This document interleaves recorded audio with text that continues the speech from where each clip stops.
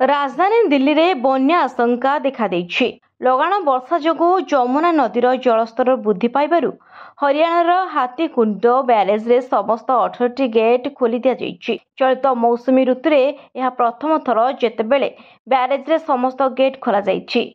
एहा फଳରେ बहु परिमाण पानी दिल्ली अभिमुखे माड़ी आसुछि, जहाकु नै दिल्ली सरकार सतर्क सूचना करिसेंति। सूचना अनुसार उत्तराखंड एवं हिमाचल प्रदेश रो पहाड़िया अंचल रे प्रबल वर्षा हेबा कारणरू जमुना नदीर जलस्तर वृद्धि पाउछि। हाथीकुंड ब्यारेज रु 1.78 लक्ष क्यूसेक रु अधिक पानी छड़ा जाइछि, जहा एही ऋतुर सर्वाधिक बोली कुहा जाउछि। एही पानी दिल्ली रे पहुंचिबाकू साधारणतः 48 रु 50 घंटा समय लागिଥାଏ। अगस्ट 19 तारिख सुधा यह विपद संकेत 205.33 मिलीमीटर पार करी 206 मीटर पर्यंत पहुंचबार आशंका रही।